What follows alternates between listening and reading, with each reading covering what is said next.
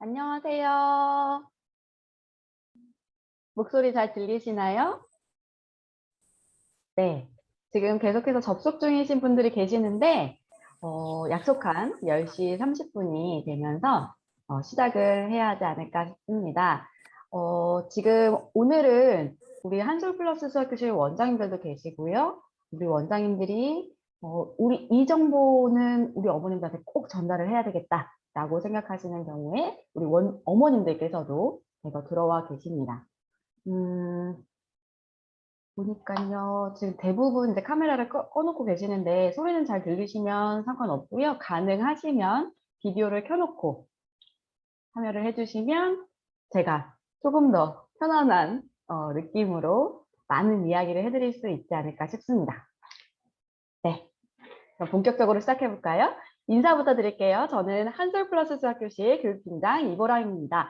반갑습니다.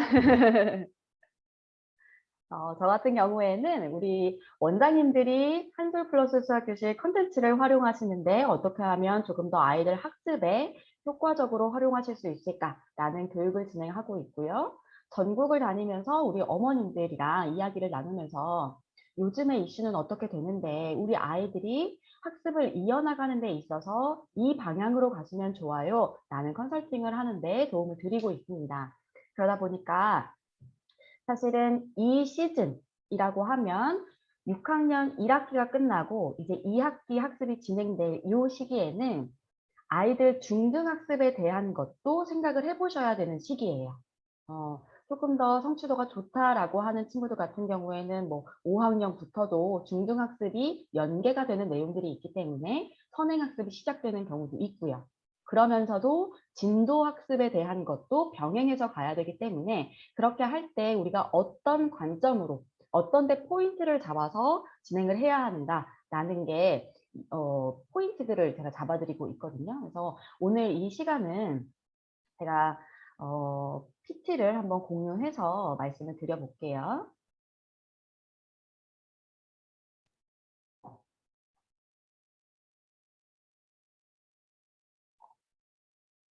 네, 그래서 사실은 예전과 같으면 우리 지금 이제 마스크를 쓰고 계시는 원장님들도 계신데 코로나 이전에는 대면으로 저랑 직접 만나서 혹은 우리 원장님이랑 직접 대면으로 우리 아이의 2학기, 6학년 2학기 예비 중등을 준비해야 하는 이 시기에 어떤 방향으로 갈 것인가 라는 내용을 직접 만나서 상담을 받으시고 컨설팅 받으셨었는데 지금은 조금 모여서 이 내용을 진행하는 게 사실은 어려운 점들이 있어요. 그러다 보니까 우리 어머님들을 모시고 온라인 상이지만 그래도 지금 이슈가 되는 내용들에 대해서 공유를 해드리고 조금 더 어머님들이 뭐랄까요, 안심하고 우리 아이의 학습에 대해서 진행하실 수 있도록 하는 방법으로 오늘 진행을 할 거거든요. 그래서 우리 아이가 학습이 진행된다고 하면 일단 수학 과목에서 수학은 도대체 어떤 과목이고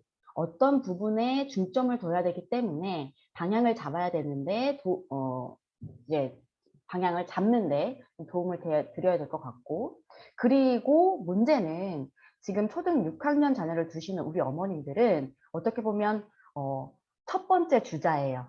교육과정이 바뀜에 있어서 그것이 적용되는 첫 번째 주자이기 때문에 이 내용에 대해서도 어머님들이 알고 계셔야 이때는 이런 부분이 적용된다고 했는데 새로 신설되는 제도들이 있다고 했는데 그거는 어떻게 우리가 대비를 해야 할까라는 교육과정에 대한 변화 내용도 우리 어머님들이 알고 계셔야 되거든요.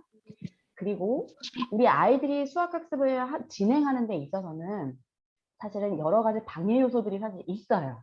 아이들이 이제 중등이 된다라고 하면 조금 발달이 빠른 친구들 같은 경우에는 이미 초등부터도 뭐 사춘기가 시작되고 학습에 집중하지 못하는 어떤 내용들도 있는데 그것이 전체적으로 우리 아이가 조금 마음을 다지고 갈 수 있는 비법이 있을까? 비법이 있습니다.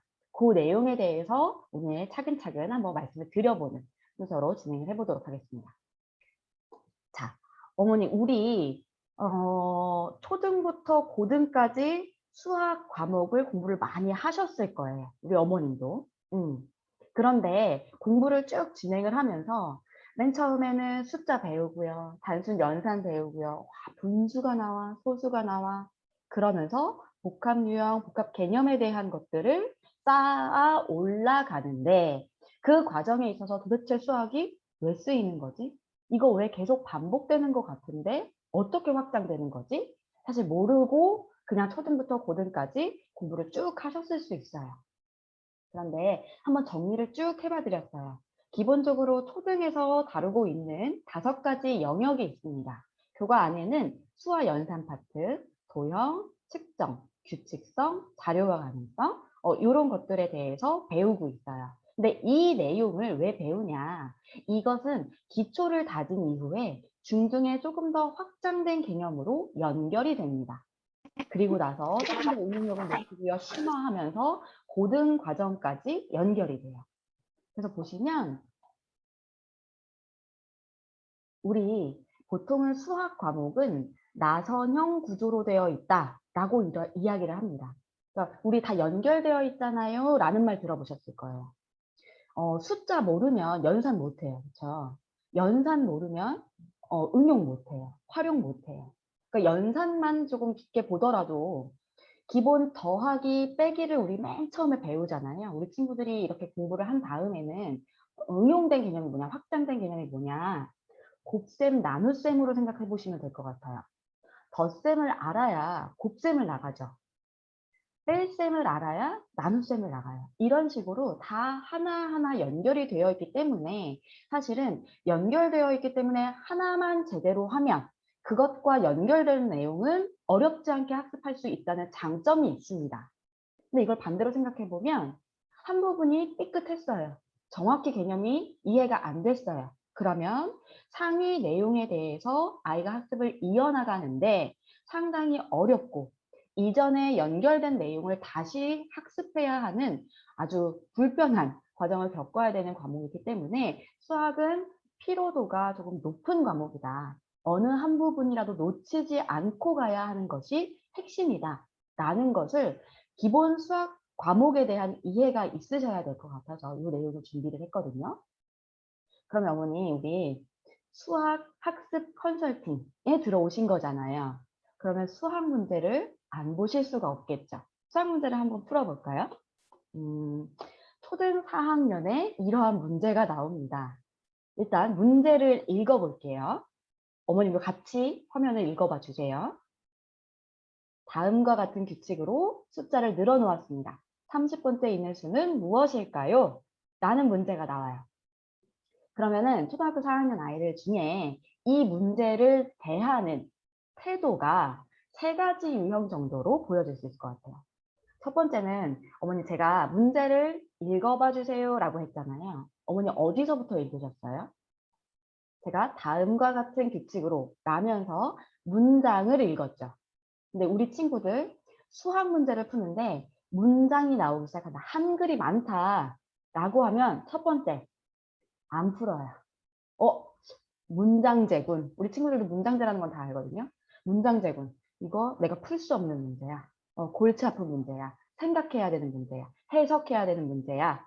라고 하면서 포기하는 친구들이 있어요. 두 번째 유형은 문제를 한번 쭉 읽어봤어요. 30번째 있는 수는 무엇일까요? 라고 물었으니 우리 친구가 생각을 해봅니다. 지금 나열되어 있는 숫자가 72894, 72894, 72894 라고 되어 있어요. 몇 개예요, 숫자가? 이렇게 반복되는 지점은 찾았어요. 근데 여기까지 보니까 1, 2, 3, 4, 5, 6, 7, 8, 9, 10, 11, 12, 13, 14, 15 15개가 숫자가 쭉 나열되어 있죠. 그러면 우리 친구가 생각하는 거야. 한 줄만 써보면 30번째 있는 수가 나오겠네? 라고 하면서 문제를 풀어내는 친구들이 있습니다. 그러니까 우리 조금 안 좋은 말로 그냥 쭉 써가지고 하는 친구들. 이 친구들도 첫 번째 문제를 정확하게 파악해 보려고 하지 않는 시도를 하지 않은 친구들 그리고 문제에 정확한 어떤 개념을 적용할 것인가 라는 고민보다는 뭐랄까요 그냥 반복되는 거를 써서 풀어내려고 하는 친구들 같은 경우에는 개념이 정확하게 잡히지 않은 친구라고 보여져요. 이 문제 같은 경우에는 복잡해 보이기는 하지만 사실은 나누기만 할 수 있으면 해결할 수 있는 문제입니다. 내가 30번째 있는 수를 구해야 되는데 지금 반복되는 수를 보니까 7, 2, 8, 9, 4 5개의 숫자가 반복되고 있구나. 그러니까 5로 나눠보는 거예요. 나눠보면 나머지가 있나요, 없나요? 없으니까 마지막에 5는 4겠구나 라고 나눗셈만 해서 간단하게 해결할 수 있는 문제였어요. 근데 이 부분이 초등 4학년에 나오는 이 개념이 정확하게 내가 해결이 되지 않은 친구다라고 하면 어디까지 영향을 받냐면요. 다시 한번 중학교 때 나와요. 동일한 부분으로 동일한 어떤 해석 방법으로 문제를 해결할 수 있는 이 문제가 나오는데 지금 추가된 개념이라고 하면 소수라는 개념일 것 같아요. 그런데 초등 4학년보다는 몇 번째 있는 수를 구하래요? 훨씬 더 큰 순서가 되는 숫자를 물어보고 있죠. 100번째 수는 무엇일까요? 그러면 일단 첫 번째, 시도를 안 하는 친구 있었어요. 그 친구들 못 풀겠죠? 두 번째, 30번째 있는 수를 한 줄 더 써보지 뭐 라고 해서 풀었던 친구는 몇 번째까지 써야 돼요? 사투심이 많이 필요할 것 같아요. 100번째까지 써서 푸는 거예요. 근데 사실은 이거는 우리 친구가 규칙에 대해서 나눗셈을 적용해서 푸는 문제야 라는 이해만 있었다면 중학교 2학년에 가서도 이 문제는 순한 마디 찾으라는 말이구나. 용어가 달라진 것뿐이구나 라는 거거든요. 근데 이 문제가 중학교까지만 나오고 그냥 끝이다 라고 하면 한 문제 정도 포기하자 라고 하겠어요. 그런데 수학 과목은 다 연결이 되어 있다고 말씀드렸잖아요. 고등에도 이렇게 나와요. 숫자 똑같죠? 우리가 그렇게 골치 아프게 했던 수열이라는 것까지 연결이 되는 겁니다. 근데 고등학교 때는 뭘 물어봐요? 100번째 함까지의 합을 구하시오. 쓸 게 엄청 많아지는 거예요. 어머니 이게 수능에도 나옵니다. 수능에도 이렇게 나와요. 우리 써서 풀었던 친구는 문제 이렇게 해결할 것 같아요. 정육면체가 지금 4층까지만 주고 10층까지 쌓았을 때 몇 개가 되겠느냐라고 하니까 숫자를 썼던 방식과 똑같이 그림을 직접 그렸네요. 왼쪽 친구는 그나마 맞췄어요. 이렇게 열심히 해서 맞췄어요. 미대를 갈 건지 친구가 잘 맞춰서 그나마 그래 기특하다라고 할 수 있지만 어머니 이 문제 하나 해결하기 위해서 들인 시간이 있죠. 다른 문제 어떻게 됐겠어요? 놓치는 문제가 발생할 수밖에 없다. 또 우리 오른쪽 친구 볼까요? 이 친구는 열심히 그렸지만 어떻게 균형이 좀 깨져서 그런지 틀렸어요. 어머니 근데 이 문제가 어디서부터 시작된 개념이었어요? 초등학교 4학년. 그런데 이 문제의 배점을 한번 보실까요? 무려 4점짜리의 문제입니다. 수능에는 2, 3, 4점짜리 문제가 나와요. 그러면 최고 배점의 문항인데 이게 어디서부터 연결되느냐? 초등부터 연결된 개념이다. 그렇기 때문에 연결된 내용에 우리 아이들이 혹시나 학습에 누수가 없는지 그리고 상위 개념을 이어가는 데 있어서 부족한 부분은 없는지 채워야 하는 게 수학 과목이 주는 피로감이다 라고 보시면 될 것 같아요. 네, 어머니 교육부에서도 많이 고민을 합니다. 이런 과정에 있어서 아이들이 어떻게 하면 조금 효과적으로 학습을 하고 우리가 학습 방법이라든지 평가 방식을 바꿈에 있어서 아이들한테 도움이 될 수 있는 방법은 없을까? 라는 것 때문에 사실은 2015 개정교육과정이 있었어요. 그 방법에 따라서 스토리텔링 요소는 조금 축소가 되는 반면 아이들한테 서술형에 대한 게 조금 더 확대가 되고 팀 프로젝트형 수업이라든지 아이들 평가 방식에 많은 영향이 미쳤습니다. 그리고 교과서가 전반적으로 바뀌고 아이들 학습하는 방식, 평가 방식 영향을 미쳤는데요. 또 한 번 개정이 일어납니다. 일단은 교육과정은 2022 교육과정으로 과제가 붙었어요. 그래서 올 하반기에 한 9월 정도, 9월 이후로 생각이 될 것 같아요. 9월 이후에 우리 교육과정을 바꿀 건데 어떤 방향으로 바꿀 거예요. 그래서 세부적으로 아이들한테는 어떤 내용이 적용되겠습니다. 라는 것을 9월 이후에 발표가 될 것으로 보여져요. 그리고 나서는 2022년에 구체적인 내용이 세부안이 나오고 2023년부터는 교과서를 개발하도록 되어 있습니다. 그래서 2024년 초등 1, 2학년을 시작으로 교과서가 바뀐 교과서로 아이들이 학습할 수 있도록 교육과정이 개정된다라는 이슈를 어머니 알고 계셔야 돼요. 왜 그런가 하면요. 각 교육과정이 개정될 때마다 아주 크게 변화하는 제도들이 신설이 됩니다. 2015 개정교육과정 같은 경우에는 중등 아이들이 자기 진로 탐색을 할 수 있도록 자유학기제가 신설이 됐었어요. 2022 교육과정은 고등과정에서 큰 변화가 일어납니다. 고교 학점제라는 이슈가 있고요. 그 고교 학점제로 학습한 아이들이 대학 수능을 볼 때 어떻게 볼 것인가 라는 것이 전반적으로 영향을 미칠 거예요.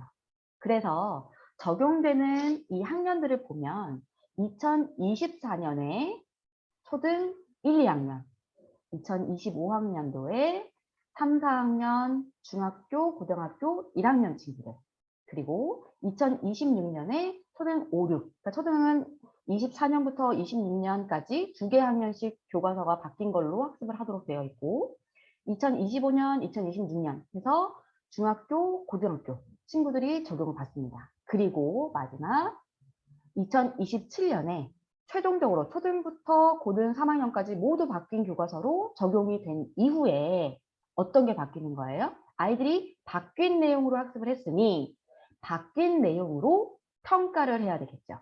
그래서 수능이 달라질 겁니다. 그런데 그러면 이 바뀐 수능의 첫 주자가 누구냐 보실까요? 2027년에 고3인 친구 1년씩 내려가 볼게요. 고3, 2027년에 고3, 26년에 고2, 25년 고1, 24년 중3, 23년 중2, 22년 중2 맞죠? 중1, 2021년에 1학년. 그러면 2021년에 몇 학년인 친구들이 첫 주자라는 거예요?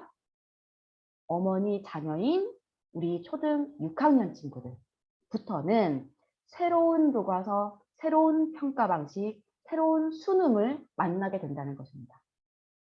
그렇기 때문에 어머니 사실은 오늘의 이 내용이 교육과정 바뀌는 내용에 대해서 사실 세부안이 나오진 않았음에도 어머님들이 이 내용을 알고 계셔야 되는 게 뭐냐면요.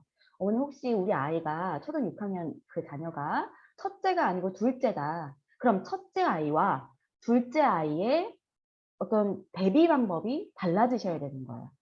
첫째 자녀를 그렇게 이러이러하게 우리 갔으니까 우리 둘째도 셋째도 그렇게 가면 되겠지 라는 내용은 그렇게 놓고 계시면 안 될 것 같아요. 또 주변에 조금 성공적으로 대학을 보냈다. 고등학교 때도 공부 뭐 제대로 했다. 라고 하는 선배 엄마의 이야기도 우리 친구의 어떤 평가 방식이나 변화하는 교육과정에 대해서 적용이 안 되는 지점이 있을 수 있어요. 그래서 우리 아이만의 전략을 세우시는 게 필요하기 때문에 오늘 이 자리를 마련했다라고 생각하시면 되겠습니다.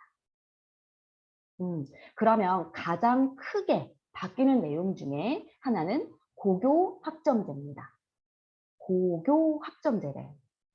대학도 우리 학점 이수를 해서 졸업하잖아요. 마찬가지예요. 고등도 학점 이수제로 운영을 하겠다라고 발표를 했어요. 아주 큰 줄기이고 가장 뚜렷하게 바뀌는 내용이기 때문에 이 내용에 대해서는 교육부가 발표를 했는데요. 스스로 필요한 과목을 선택하고 고등 과정 학점을 누적 취득하여 졸업하는 제도래요. 이렇게 되기 때문에 각 고등학교별로 아이들한테 필요로 하는 과목들을 개설을 할 겁니다. 예를 들면 아직은 구체적인 내용은 없지만 예를 들면 응용수학, 융합수학, AI 수학 이런 과목들이 신설될 것으로 기대를 하고 있어요. 이 과목을 배우고 우리 아이들이 진로를 정하는 데 도움이 될 수 있고 전 세계의 흐름에 따라서 이 시대가 필요한 인재를 키우는데 필요한 과목이다 라고 하기 때문에 신설이 될 거예요.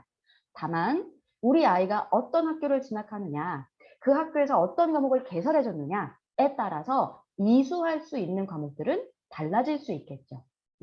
그래서 과목이 개설이 되고 나면 아이들별로 나는 이쪽 진로로 갈 거야. 이 과목은 학습을 할 거야. 내가 가고 싶은 대학에서 이 과목에 대한 점수를 필요로 한다는데 이 과목을 이수해야 되겠어. 라고 하면서 수강 신청을 하게 되고요. 참여형 수업이 확대 실시될 예정입니다. 그리고 우리 아이들이 지금 전반적으로 예전처럼 답만 맞추고 지면에 내가 답을 정확하게 했어요. 내가 어떻게 해서든지 간에 답을 냈어요. 그럼 오케이 하고 넘어가느냐? 그게 아니고요. 이 내용을 내가 어떻게 해석했고요. 이거를 풀어냈는데 이 과정으로 했어요. 라는 과정 자체를 평가받는 성취평가 제도로 운영이 될 것으로 생각이 듭니다. 그래서 우리 친구들 같은 경우에는 고등학교 3년 동안 192학점을 취득해서 졸업을 하게 됩니다. 근데 192학점을 취득하는 데는 기준이 있겠죠. 우리 대학에서 F 받으면 안 되잖아요. 마찬가지로 A 학점이 제일 좋아요. A를 받아야 되는 거고요. B, C, D, E가 있는데 우리 친구들한테는 F, fail이야, 실패야 라는 말보다는 I라고 표현해서 40% 미만의 성취도를 보이는 과목이 있다 라고 하면 다시 한번 보강해 줄 수 있도록 과정을 운영할 계획입니다.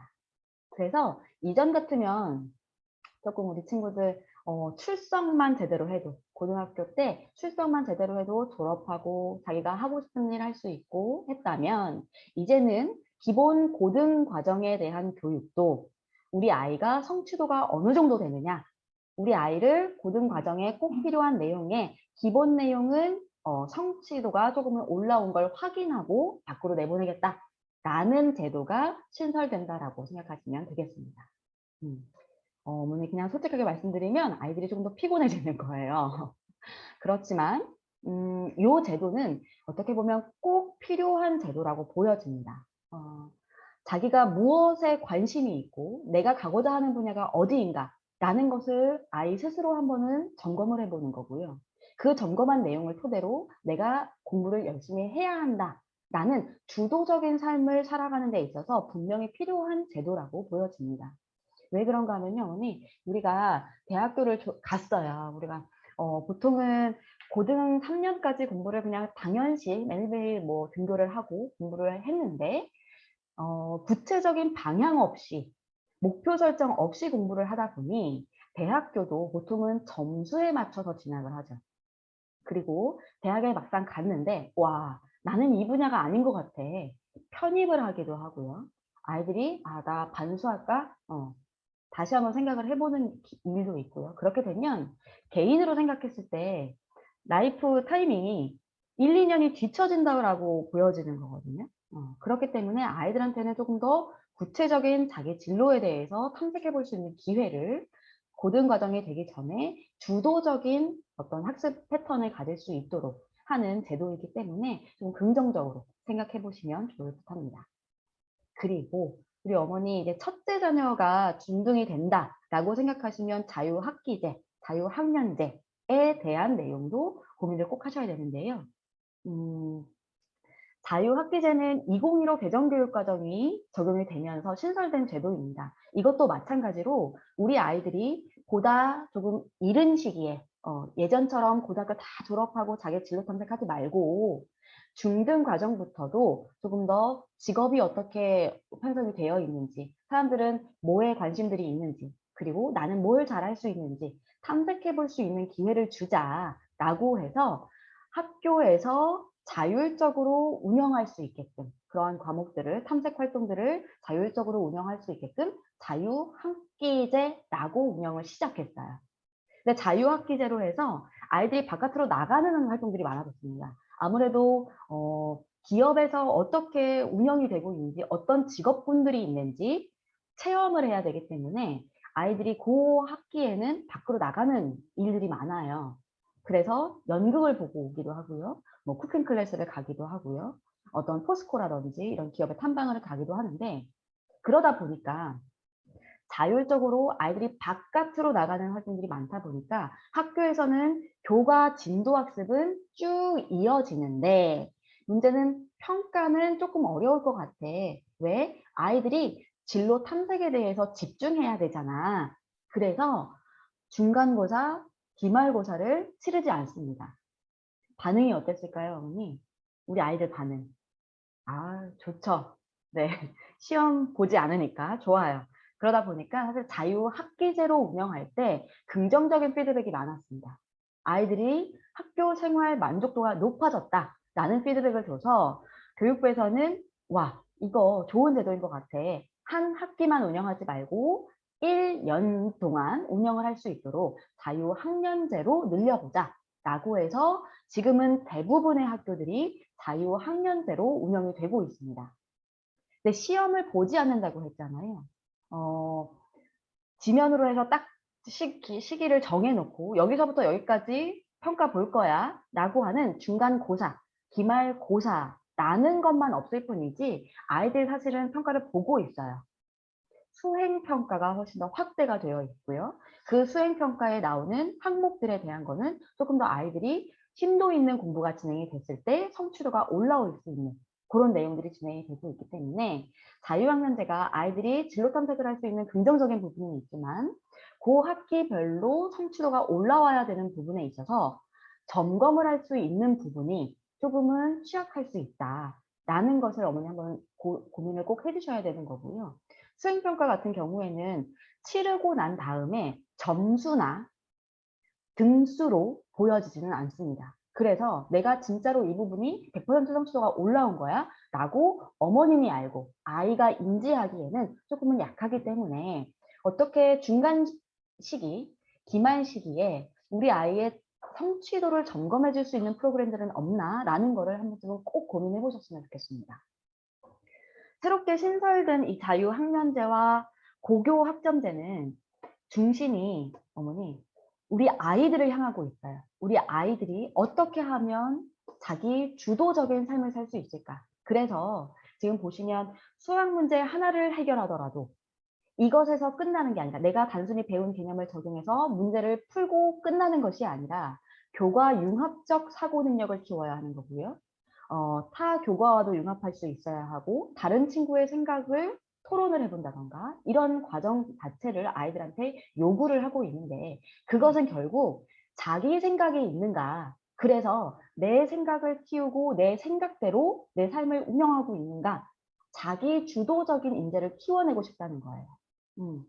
그래서 이거는 조금 여담인데 피사라고 국제 학업 성취도를 평가하는 제도가 있습니다. OECD 가입국가 기준으로 해서 진행되는 내용들도 이전의 학습 형태는 평가 형태는 아이들한테 각 과목별로 성취도가 어느 정도 돼 라고 정답만 맞추면 끝나는 평가 방식이었다고 하면 2018 교육 평가 내용에서는 아이들이 다른 사람의 생각은 어떤지 그래서 내 생각은 이러합니다. 라고 토론 형식에 대한 평가가 추가됐을 정도로 자기 주도적 인재는 지금 이 시대가 필요로 하는 인재이기 때문에 이 방향에 맞춰서 우리 아이들이 자기 주도적인 삶을 살 수 있도록 어머님이 기회를 주시는 것도 중요합니다.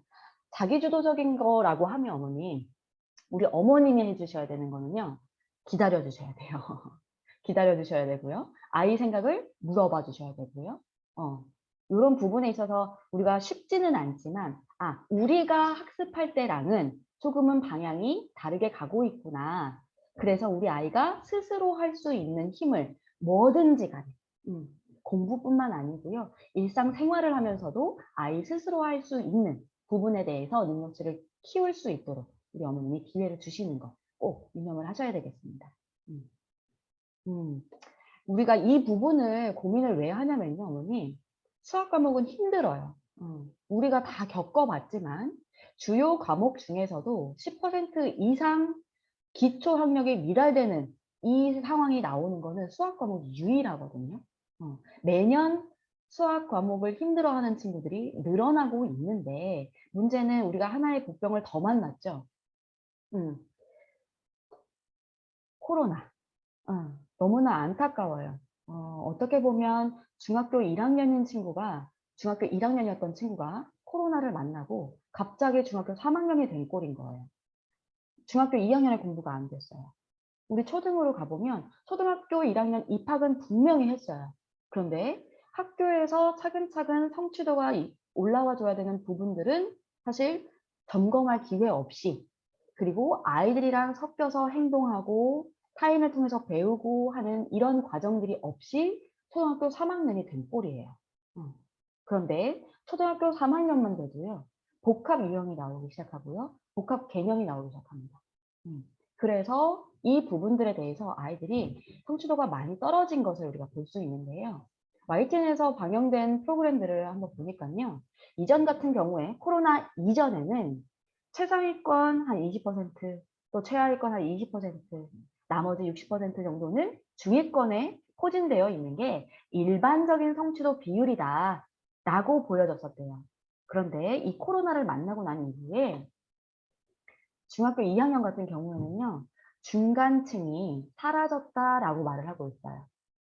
원래는 빨간색, 파란색이 더 조금이어야 되잖아요. 노란색이 더 많은 B, C, D 이렇게 차지를 하고 있기 때문에 더 넓은 부분을 차지하고 있어야 되는데 지역별로 우리 뭐 대치동은 코로나를 만나서 1타 강사님을 불러서 공부를 시켰다. 그런 내용이 뭐 뉴스에도 연일 보도가 될 정도로 조금 성취도가 올라올 수 있는 부분을 학교 패턴에 맞추는 게 아니라 아이 패턴에 맞춰서 공부를 하다 보니 오히려 중위권이었던 친구들이 조금 건드려주니까 상위권으로 진입한 이런 것들을 볼 수가 있고요.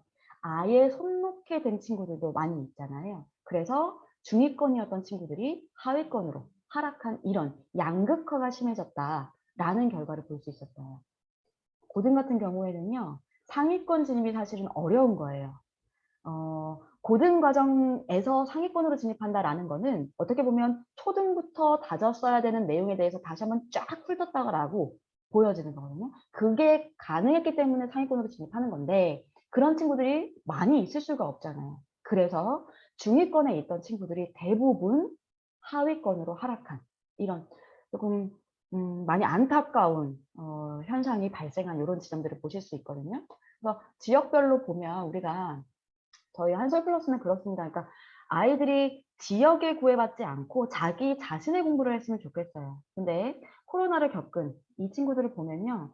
우리 한솔플러스와 함께하지 않아서 그런지 강남 친구들 같은 경우에는 뭐 일타 강사님의 도움을 받아서 상위권 친구들이 많이 늘어났고 최상위권은 오히려 늘어났고 강북 지역은 좀 최상위권이 떨어졌다. 이렇게 보여지더라고요. 반면에 하위권은 강북에서 엄청 많이 대거 늘어났고 강남구는 최하위권은 오히려 그냥 평이하게 나타난 이런 것들을 볼 수 있기 때문에 어머니 어, 매번 그런 것 같아요. 어떠한 위기 상황이 온다고 해서 우리 아이의 학습에 영향을 미친다? 라고 하면 분명히 우리 아이는 그렇게 영향을 받았는데 다른 친구들은 이 시기가 기회다라고 치고 올라간 친구들이 있을 수 있거든요. 누구 손해냐? 우리 아이는 손해받지 않았으면 좋겠어요. 그렇기 때문에 이런 내용에 대해서 어머님들께 꼭 공유를 드리고 싶었고 우리 아이들만큼은 이러한 뭐 어떻게 보면 불평등한 이런 상황에 놓이지 않을 수 있게끔 저희가 단속을 하고 있기 때문에 이런 부분을 조금 믿고 맡겨주시면 좋을 것 같아요. 다만 궁극적으로 조금 더 원론적으로 좀 생각을 해보면 코로나 이전에도 자기 주도적으로 학습하지 못한 친구들이 있습니다. 외부의 영향 이런 것들 말고요. 공부 자체에 흥미 없는 친구들이 있었어요. 자는 애들도 있고요. 수학 공부만 하려고 하면 멍 때리는 친구도 있고요. 선생님 앞에서 말씀 열심히 하시지만 나는 나대로의 어떤 생각이 있어요. 그런 친구들 있었거든요. 음. 이런 친구들 없게 하려고 어머니 교육부에서 여러 가지 고민 끝에 교과서 바꾸는 거고요. 학습하는 방식을 되도록이면 소통하는 방식으로 하려고 하는 거고요. 그거에 맞춰서 평가 방식도 답만 맞춰가 아니라 과정 자체에 대해서 아이들을 평가할 수 있도록 그 과정을 평가하는 거거든요. 그래서 어머니 우리는 모든 부분에 주도적으로 참여할 수 있는 힘을 기르는 그런 부분을 고심을 하고 있습니다. 그래서 이렇게 자기주도적인 학습 패턴이 없는 친구들은 문제가 많아요. 대표적인 유형으로는 수학 기초가 안 돼서 집중을 못하는 친구들, 흥미를 붙이지 못하는 친구들 있고요. 내가 실패한 경험이 많아요. 그래서 수학이라는 과목만 보면 부정적인 마음이 생겨요. 그리고 문제풀이 결과에만 집착한다. 예를 들면 뭐 성적에만 집착한다. 라고 하는 친구들이 있을 거예요. 이런 친구들은 어떤 현상이 있냐면요. 기초 능력이 부족한 친구 같은 경우에 실수, 아, 나 이거 아는 거였는데 실수했어요. 라고 하지만 진짜 아는 거다. 라고 하면 실수가 아닙니다. 그리고 기본 수학 과목에서 봤을 때는 연산에서 실수가 나온다. 라고 하면 앞으로 계속해서 개념을 확장시킬 수 없어요. 연산이 되어 있어야만 개념을 적용해서 풀 수 있는 거고, 진짜로 딴 생각해서, 순간적으로 딴 생각해서 실수가 있지만 연산이 안 돼서 상급 학년의 내용들을 가져오지 못하는 경우들도 생기거든요. 그래서 실수가 잦은 친구거나 속도가 느려요. 한 문제 푸는데 세워라, 내워라 풀기도 하고요. 왜냐하면 고민을 많이 해야 돼요. 잘 모르겠거든요. 확신이 없어요. 그래서 고민을 하는 경우도 있고요. 하나를 하려고 하면 여러 가지 이게 맞았나? 여러 가지 밑에 것부터 끌어와야 하기 때문에 속도가 오래 걸리는 경우도 있고요. 이런 친구들 같은 경우에는 뭐 재학년에 필요한 응용, 활용 문제 푸는 거는 더더욱 뭐 할 수 없고요. 그리고 더더욱 중등이라든지 상급 학년, 이제 연결되는 상위 내용에 대해서 문제를 학습하는 데 있어서 어려움을 겪을 수밖에 없거든요. 또 하나는요. 부정적인 마음은 여러 가지 이유로 우리 아이들이 겪게 됩니다. 수학이 재미없고요. 선생님이 마음에 안 들고요. 수학 책이 마음에 안 들고요. 뭐 필기도구가 마음에 안 들고요. 할 수도 있는데 수학을 공부하는 과정에서 재미를 느껴본 경험이 없는 거예요. 이거 풀어보니까 된다.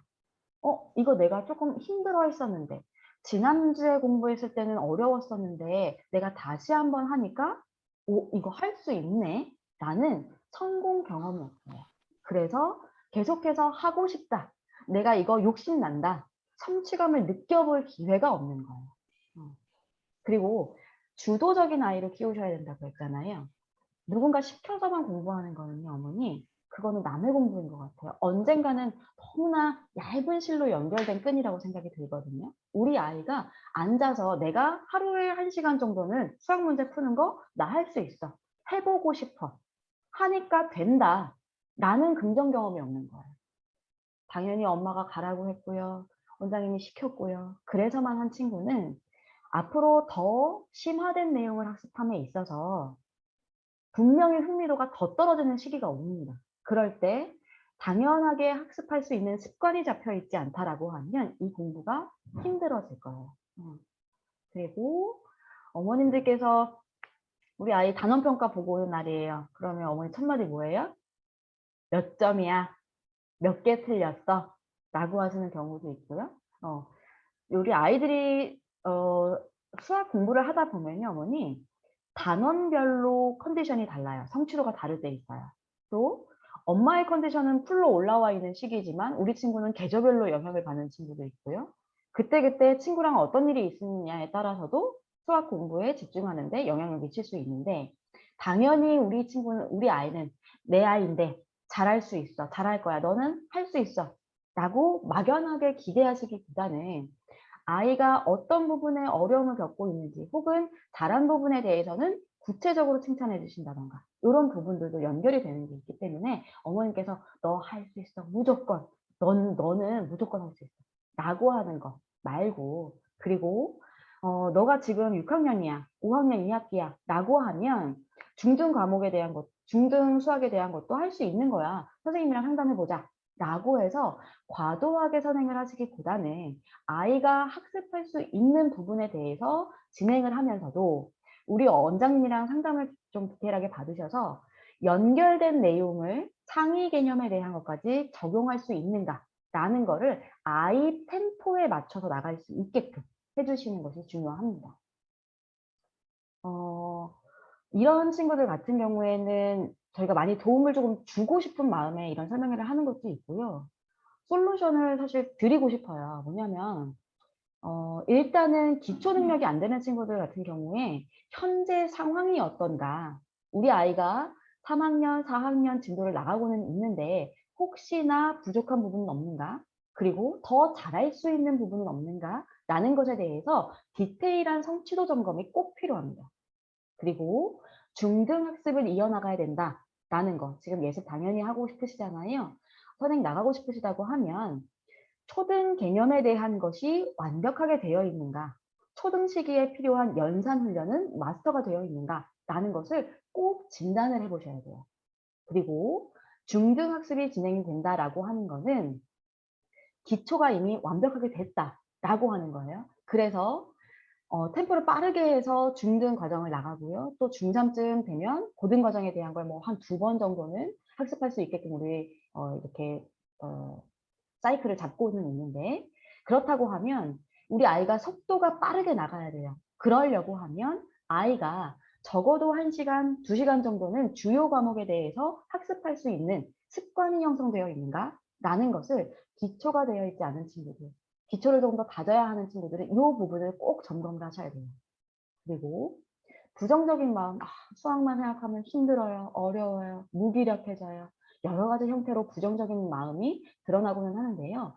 아이들한테는 성공 경험을 쌓게 해주는 것이 꼭 필요합니다. 너 할 수 있구나. 이렇게 해보니까 된다.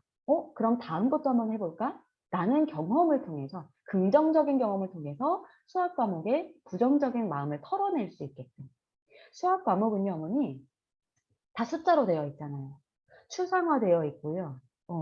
그런데 그 내용들을 아이들이 구체화하고 형상화하고 현실에서 어떻게 녹아들었는지에 대해서 다각도로 경험을 해보면서 수학이 이렇기 때문에 이 개념이 필요한 거구나, 효율적인 거구나 라는 것을 느껴볼 수 있게끔 긍정적인 경험을 쌓아갈 수 있는 기회를 주셨으면 좋겠습니다. 또 하나는요, 문제풀이 결과에만 집착하는 경우. 일단은 결과에만 그러니까 성적에 집착하는 것이 굳이 나쁜 건 아니에요.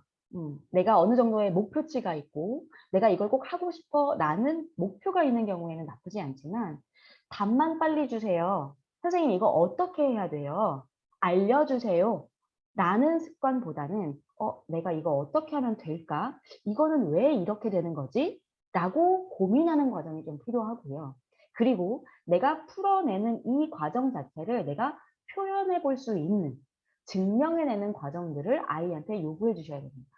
그리고 내가 이거는 5학년에 이러한 문제들은 내가 다 할 수 있어, 그러니까 나는 당연히 100점일 거야 라고 하지만, 사실은 연계된 내용들을 조금 심화 학습하면서 내가 조금 더 열심히 해봐야 되는 게 필요하구나 라고 하면서 도전을 할 수 있게끔 하는 것도 필요하고요. 조금은 객관적인 데이터들을 활용을 해서 우리 한솔이가 지금은 어느 정도인데 앞으로는 이렇게 이 계획대로 해서 다음번에는 어떠한 결과치를 내보면 어떨까라는 과정에 대한 학습 플랜에 대해서도 과정을 중시할 수 있게끔 하는 훈련을 하시는 것들이 필요합니다. 그래서 저희는 그냥 수학 성적이 좋은 친구가 아니고요. 학습에 대한 자기 주도적 능력을 키울 수 있게끔 이러한 다각도에 대해서 우리가 고민을 하고 우리 아이들이랑 공부를 하고 있거든요. 그래서 지금 보시면 자기 주도 학습 능력을 키워야 된다, 자기 주도적인 아이로 키워야 된다 라고 말씀을 드리는데, 어머니 이거는 조금 어려워요. 자기 주도적이라는 말이 어렵습니다. 구체적으로 살펴보면요, 계획, 실행, 평가라는 일련의 이 과정을 아이가 스스로 할 때 자기 주도 학습 능력이 있다라고 우리가 평가를 하고 있거든요. 판단을 하고 있는데, 자기 주도 학습 전문가들이 말을 할 때는요, 포인트는 이거래요. 계획을 할 때 일단은 내가 무엇을 어떻게 공부할 것인가 라는 계획을 세우기 위해서는 정확한 평가 근거가 필요하다는 거예요. 내가 현 상황이 어떻기 때문에 앞으로 이것에 대해서 효과적으로 공부하기 위해서는 이런 플랜으로 가야 된다라는 객관적 데이터를 활용해서 계획을 세워야 된다라고 말을 하고 있어요. 그리고 구체적으로 이 계획에 대해서 실행을 할 때에는 아이가 혹여나 성취도에 대한 거, 학습 흥미에 대한 게 저하될 수 있는 요소들은 없는지에 대해서 정기적으로 점검을 하면서 실행을 할 수 있도록 아이를 응원해주는 그런 과정들이 좀 필요하다고 하고요. 마지막 평가 단계에서도 내가 계획대로 실행했으니까 잘한 거야 라고 하는 게 끝이 아니고요. 계획대로 실행했는가라는 이 실행 내용에 대한 평가도 있지만 얼마만큼 성취도가 올라왔는가라는 평가를 하는 것. 이 두 가지에 대해서 병행해서 평가를 가는 것이 중요 포인트라고 말을 하고 있습니다. 그래서 저희 같은 경우에는요. 일단은 전국에 우리 한술플러스 친구들이 똑같은 시험지로 시험을 봤을 때 어느 정도 성취도가 올라옵니다. 그런데 우리 친구는 현재 상황이 이렇게 됩니다. 그렇기 때문에 앞으로 어떻게 공부를 하는 것이 효과적이겠어요? 라는 객관적인 자료를 조금 활용하는 편이에요. 그리고 실행을 할 때에도 아이가 각 개념에 대해서 정확히 이해하는 것이 가장 중요하다고 생각합니다. 이것이 정확하게 됐을 때 응용력 향상이라든지 서술형에 대한 능력치라든지 도전 문제에 대한 거를 제공을 하면서 아이가 성취도 관리 혹은 학습 습관, 흥미도에 대한 것까지도 영향을 미칠 수 있게끔 관리를 하고 있고요. 평가 과정에도 다양한 제도들이 있어요. 뭐 예를 들면 실전 대비할 때처럼 OMR 카드, 시간 안에 문제 풀고 검산하고 OMR 카드 작성하는 것까지 해보자. 그래서 너가 학원에서 공부한 만큼 공부한 것 이상으로 실전에도 너의 그 노력의 과정이 반영될 수 있게끔 점수를 가지고 올 수 있게끔 하는 걸 해보자 라고 해서 OMR 카드를 작성해 본다던가 주 단위, 단원 단위, 아이들이 성취도가 다를 수 있잖아요. 그런 평가 제도를 운영을 하고 있고요. 그리고 아이 개인적인 평가에서 그치는 것이 아니라 우리 애 친구가 그 학교에서만 평가를 받고 대입을 하고 진로 사회에 나가고 하는 것이 아니라 결국에는 전국에 대한 데이터를 가지고 우리 아이가 진학을 할 거기 때문에 전국 중간고사라든지 전국 경시대회와 같은 창의융합수학 진단평가를 통해서 보다 아이의 실행 능력에 대한 평가 플러스 구체적인 성취도 점검에 대한 것까지도 병행하고 있습니다. 그래서 저희가 구체적으로 조금 보여드리면 개념 학습을 하는 데 있어서는 비법이 여러 가지가 있는데요. 오늘 온라인에서는 딱 5가지만 공개해 드리는 것으로 하겠습니다. 5가지 공개 비법은 화면을 집중해서 봐주세요.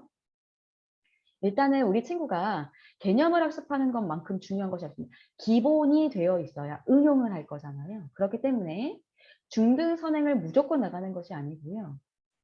초등 과정의 개념은 정확하게 되어 있는지 한 번은 점검을 할 겁니다. 그리고 나서 아이가 중등에 대한 과정 학습을 할 수 있는 상태다라고 하면 예비 중학 콘텐츠가 따로 있습니다.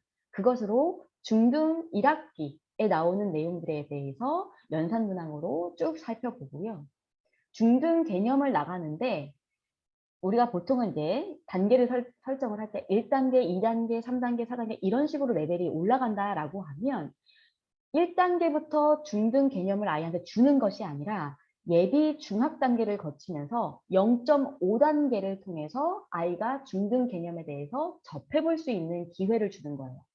우리가 수영을 할 때 무조건 물에 들어가서 자유형 팔 돌리는 것부터 시작하는 것이 아니라 워밍업부터 시작하는 거잖아요. 그것처럼 중등 개념에 대한 학습도 초등 개념에 대한 것을 다지고 그리고 중등 개념에 대한 워밍업 과정을 거친다라고 생각해서 첫 번째 비법이 있고요.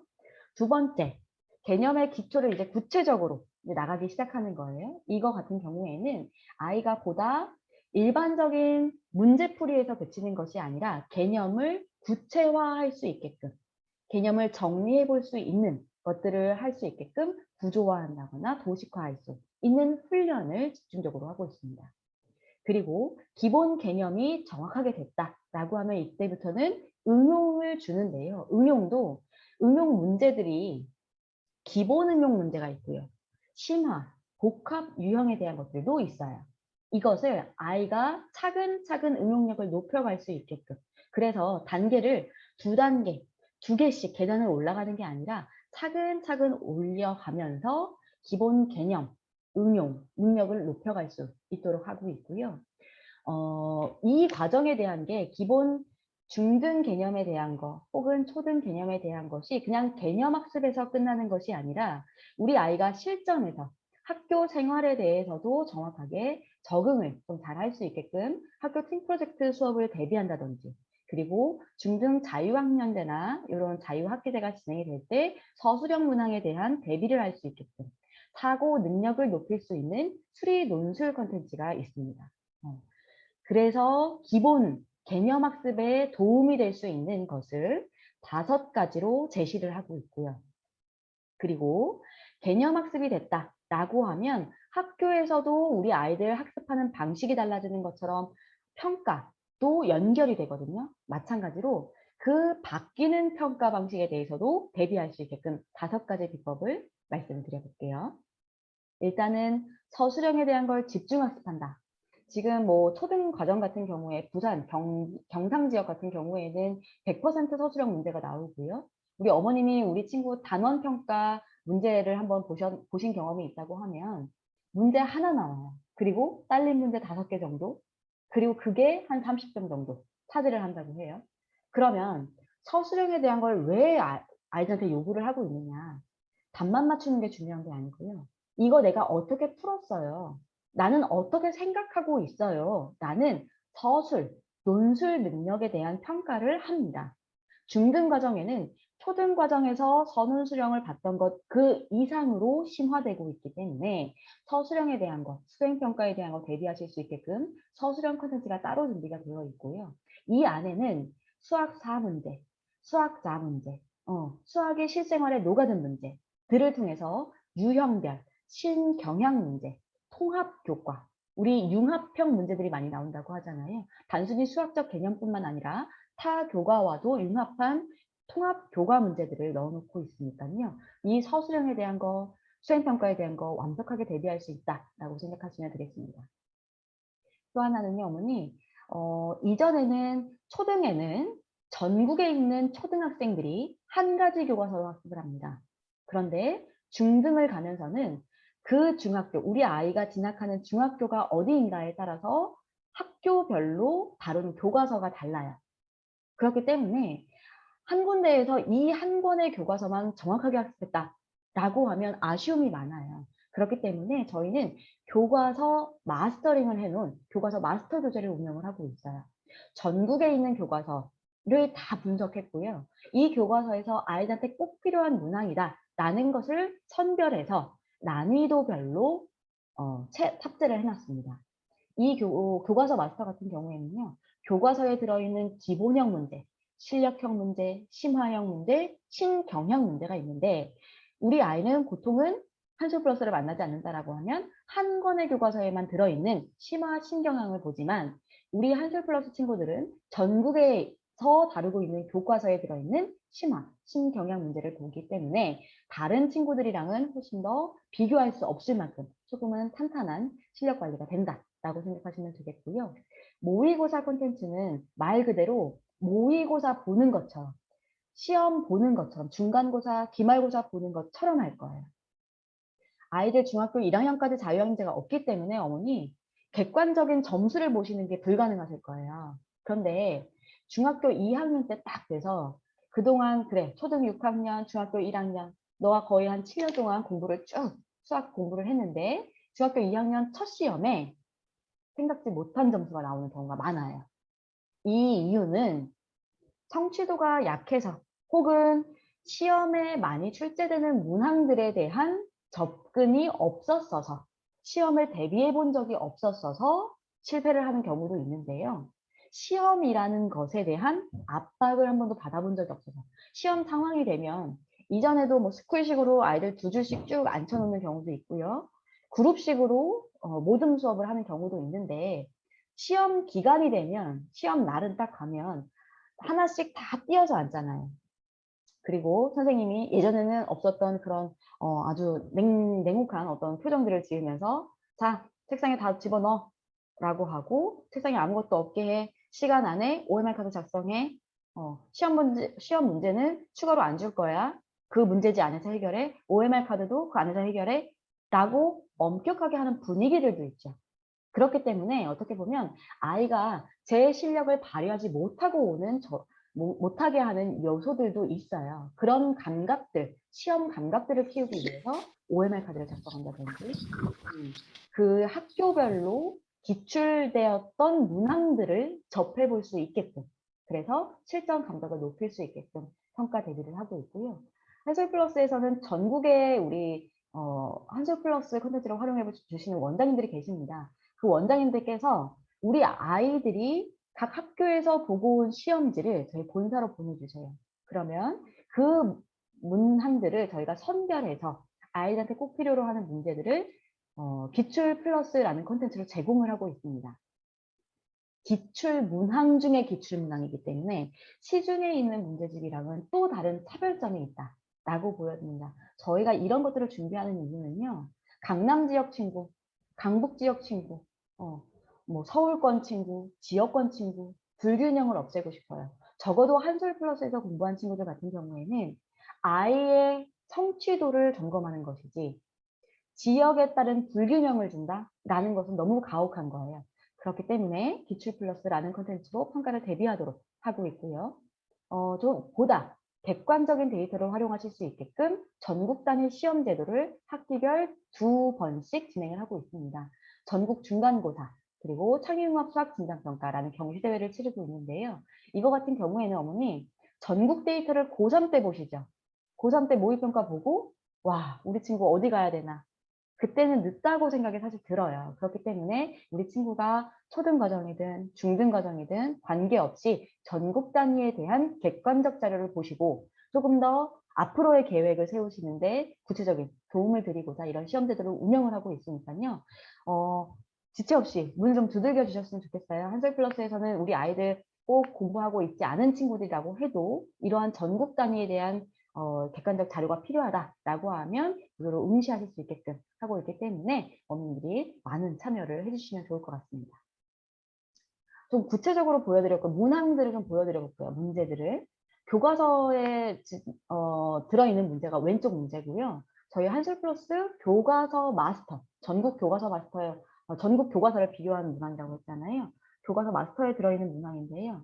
지금 보시면 갈림길에서 큰 수를 따라가려고 한다. 이때 지연이가 도착하는 장소를 말하시오. 라고 하는 교과서 문제가 들어있는 것처럼 오른쪽에 우리 친구가 기념관에 가려고 하는데 어떤 인물의 기념관에 도착하는지 말하여라. 라고 하고 있잖아요.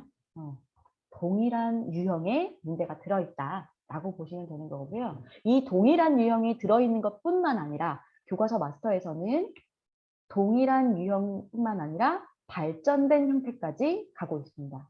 왼쪽에 조금 작게 보이는데 왼쪽 1번 교과서에 들어있는 수행과제 문제를 보면 한 변의 길이를 각각 구해라 라고 하고 있는데 우리는 그 문제를 응용해서 한 변의 길이를 구하고 그 넓이를 구하여라 까지 발전된 형태까지의 문제를 아이들한테 요구하고 있기 때문에 아이들이 보다 심화된 학습까지 할 수 있다라고 생각하시면 되겠습니다. 교육부에서 사실은 제시하는 기준들이 있어요. 서술형 문항을 낼 때는 이 기준에 맞춰서 내세요. 이러한 유형들에 대해서 내세요. 그리고 수행평가를 낼 때도 아이들한테 단순 문제풀이에서 그치는 것이 아니라 서술 능력, 논술 능력을 점검할 수 있도록 문항을 구성하세요. 라고 기준을 제시하고 있는데요. 저희가 놀라웠던 거는 저희 수리논술 콘텐츠는 수리논술로 학습하는 친구들이 이미 이 과정에 대해서 하고 있었어요. 그래서 이제 매칭을 해서 보여드리는데 단순히 개념을 적용해서 문제를 풀어내는 것에 대해서 증명해라, 서술해 보세요 라는 것뿐만 아니라 문제를 해결하는데 이 방정식이라는 개념이 어떻게 좋은 것인지에 대해서 너의 생각을 써봐 라는 것에 대해서 우리 수리논술 콘텐츠에 들어가 있었는데 교육부에서도 이 과정에 대해서 물어봐라 라고 기준을 제시하고 있더라고요. 그래서 조금 더 앞서가는 컨텐츠라고 생각을 해주시면 좋을 것 같고요. 실제로 학교 시험에 나왔던 서술형 문항이에요.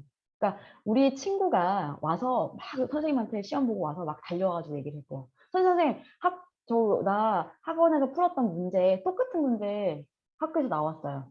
라고 하면서 얘기했던 문항들 있거든요. 이 문제 같은 경우에는 서술형 문항으로 나왔던 것 중에 완전 실전 대비한다라고 생각하시면 될 것 같고요. 풀이하고 답쓰고 풀이하고 답쓰고 하는데 이 과정에 대해서 이게 7점짜리 문제인데 100점이 들어가요.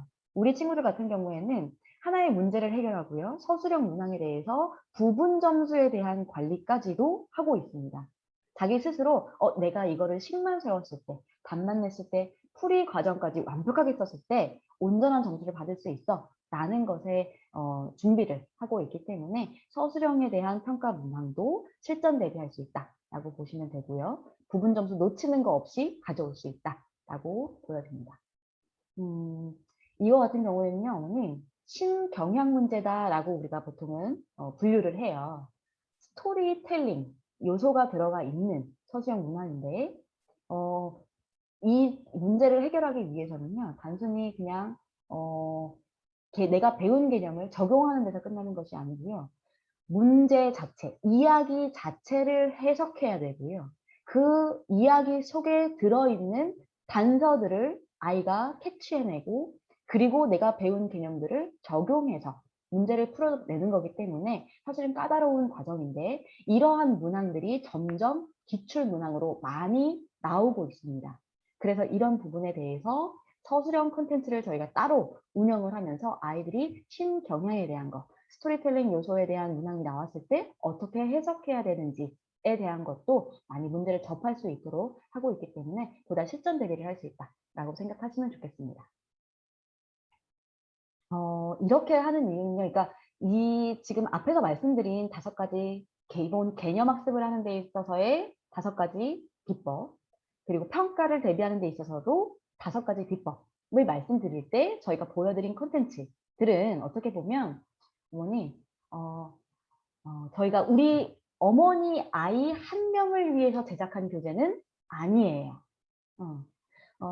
기본적으로 우리 아이들이 수학 개념을 학습하는 데 있어서 그리고 평가를 대비하는 데 있어서 필요한 어떤 기술적인 것들을 문제집으로 기제작해 놨다면 이것은 기본 학습이라고 보셔야 될 것 같아요. 그런데 저희는 기본 학습이 끝난 이후에 어머니 아이 한 명만을 위한 교재를 따로 제작해서 드립니다. 예를 들어서 개념 학습하는 데 도움이 되는 맞춤 플러스 형태를 보여드리고 있고요. 그리고 유형별 응용력을 높이기 위한 것도 우리 어머니 아이 한 명만을 위해서 제작해서 드리고 있어요. 주단위 평가, 단원 단위 평가 문제도 우리 아이만을 위한 문제가 들어갈 수 있게 문항을 구성을 하고 있고요. 기출문제, 서술문제들도 우리 아이에 맞춰서 그리고 그 지역에 대해서 대비할 수 있게끔 문항들을 많이 구성을 해놓고 있고요. 아이 한 명을 위한 문제집이 따로 제작된다라고 생각을 하시면 되겠습니다. 그래서 여기까지 조금 어머님들이 구체적으로 어떻게 학습해야 되는지에 대해서 그리고 우리 한솔플러스는 어떻게 학습하고 있는지에 대해서 보여드려야 좀 안심을 하실 것 같아서 말씀을 드렸고요. 구체적으로 바뀌는 내용이 있어요. 어머니 우리가 오늘 10시에 시작을 해서 지금 34분 정도 10시 반에 시작을 해서 지금 11시 34분이 되고 있으니까요. 거의 1시간이 지나가고 있는데요. 어머니 초등보다 중등 수업 단 5분밖에는 늘어나지 않지만 보통 사람의 집중력이라는 게 20분에서 30분 정도라고 해요. 그렇다고 하면 5분이 더 늘어나지만 아이들한테는 굉장히 힘든 과정일 수 있기 때문에 집중력을 높이는 훈련이 좀 필요하고요. 홈페이지나 어떤 학사 일정 관리 같은 경우에도 어머님들께서 적극적으로 조금 보셔야 되는 부분들도 있어요. 그리고 요걸 보시면 학교 알림이 사이트 두 번째 보시면 학교 알림이 사이트를 좀 보셔야 된다라고 저희가 말씀을 드리고 있는데 이거 같은 경우에는 저희가 어머님들께 오늘 행사가 끝나고 나눠드릴 예비 중등 가이드북에 이런 내용들을 어떻게 보셔야 되는지 어떻게 분석하셔야 되는지에 대한 것도 보여드리고 있고요. 이미 이 내용에 대한 거는 지역에 대한 분석이 끝난 우리 원장님들께서 조금 더 디테일하게 알고 계십니다. 그래서 이런 부분들에 대한 것까지도 우리 아이가 컨설팅에 온다라고 하면 학습 계획이 좀 필요하다라고 하면 이런 부분에 대해서도 상담을 드릴 거기 때문에 참고하시면 좋을 것 같아요. 이런 내용들이 왜 필요한가 보면요. 그냥 A, B, C, D, E 등급을 받은 친구들 보면 A등급을 46%, A 학교는 46.2%의 아이들이 받았기 때문에 이 학교 공부 잘하는 곳 아니야? 그러면 상대적으로 여기가 낮으니까 여기 못하는 데 아니야? 라고 하는데 그런 게 아니고요. 어머니. 표준 편차도 좀 고려를 하셔야 되고요. 표준 편차가 클수록 아이들의 성취도가 뭐 시험에 대한 난이도가 이런 부분에 영향을 미칠 수 있는 거기 때문에 이 학교 알림이 사이트에서 학교별 우리 아이가 진학할 학교에 대한 분석을 하시는 것도 참고사항으로 말씀을 드립니다. 그래서 오늘의 설명에는 어머니 오늘 이 컨설팅 자리는 3가지 중점을 두시면 좋을 것 같아요. 초등수학 성취도 점검 후에 예비 중등 학습을 진행하시는 것을 권장을 꼭 드리는 부분이고요.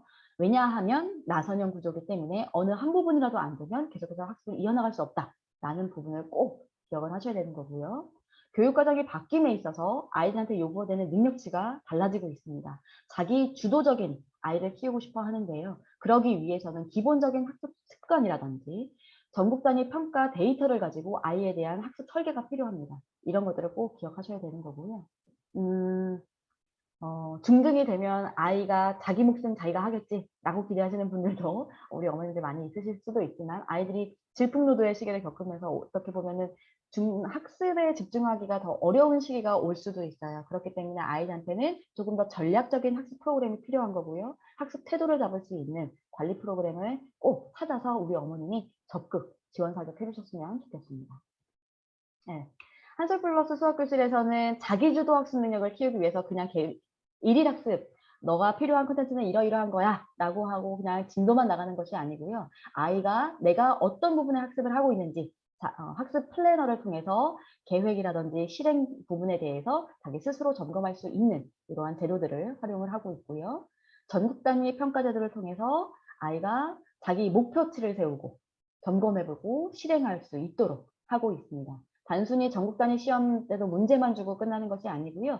아이가 나의 요번 시험 목표치는 이 정도 돼요. 선생님 내가 이렇게 하기 위해서 어떻게 공부하고 싶어요? 라는 것을 우리 원장님과 디테일하게 관리하고 있기 때문에 자기 주도 학습에 대해서는 우리 한솔플러스를 믿고 맡기시면 어떨까 싶습니다. 그래서 오늘 이렇게 참여하시는 우리 어머님들께는 이메일로 예비 중등 가이드북을 보내드립니다. 오늘 보신 이 내용뿐만 아니라 대입 정보에 대한 것, 그리고 어머님들이 우리 아이들 중등 생활 케어하시는데 참고하시면 좋을 만한 웹사이트들에 대한 정보들도 들어가 있기 때문에 이 가이드북이 필요로 하시다. 그리고 우리 이 내용을 토대로 우리 아이에 대한 학습 설계를 하고 싶다라고 하신다면 꼭 한솔플러스 수학교실을 방문하셔서 가이드 받으셔보시면 좋을 것 같습니다. 그리고 두 번째는 학력 진단 평가. 우리 아이가 무엇을 하든지 간에 현 상황에 대한 점검은 꼭 필요합니다. 그리고 전국 단위의 시험도 지금 창의융합사 진단평가 경시대회가 치러지고 있는 기간이기 때문에 7월 24일 이내에 꼭 오셔서 우리 아이가 전국 단위에 대한 평가 결과가 나올 수 있게끔 어머님이 적극적으로 참여해 보시는 것을 권장해 드리고 싶습니다. 언제나 열려 있습니다. 오늘 이 특별하게 온라인 예비 중등 설명회에 오신 우리 어머님들께는 더 특별한 혜택을 드리기 위해서 가이드북이라든지 성취도 점검 프로그램들을 저희가 운영을 하고 있으니까요. 우리 예비 중등 아이가 아니고 또 다른 학년의 친구들이 있다, 자녀가 있으신 경우에도 지체 없이 점검 및 상담을 받으실 수 있게끔 열려 있으니까요. 문의해 보시면 좋을 것 같습니다. 네. 여기까지 진행을 해봤는데요. 혹시나 우리 어머니 이 내용을 토대로 해서 궁금하신 내용이라던가 아니면 나는 이것이 궁금한데 언제 또 없나요? 라는 궁금증이 있으시면 채팅을 남겨주셔도 좋고요. 네, 없으실까요? 우리 카메라를 켜신 분들은 이거면 됐다 라고 하신다면 이렇게 맞아요? 이렇게 하는 거 맞아요? 이거면 됐을까요? 한솔플러스 수학교실은 어머니 언제나 아이들을 위합니다. 기본적으로 우리 회사가 잘 되고 우리 원장님들이 잘 되고 하시는 것들도 있지만 그렇게 하기 위해서는 우리 아이 한 명 한 명이 학습에 대해서 올바로 서야 한다라는 관점을 가지고 운영을 하고 있습니다. 그렇기 때문에 교육과정이 바뀜에 따라서 아이들한테 필요로 하는 콘텐츠를 끊임없이 개발하고 있고요. 비대면이든 대면 상황이든 아이들이 건강하게 학습할 수 있도록 방역이라든지 학습에 대한 것도 누수가 없게끔 철저하게 관리를 하고 있으니까요. 어머님들께서 적극적으로 문을 두드리시고 우리 아이의 수학 학습에 성공할 수 있게끔 지원해 주셨으면 좋겠습니다. 네. 더 채팅이라든지 뭐 올라오는 게 없어서요. 네. 이만 오늘 이 시간 마치도록 하고요. 혹시나 문의가 있으신 경우에는 전화 상담 주시면 좋겠습니다. 네. 이것으로 마치도록 하겠습니다. 어머니 중등 학습 생활 응원드리고요. 네. 성공하시기를 기원을 하면서 이 자리 마치도록 하겠습니다. 감사합니다.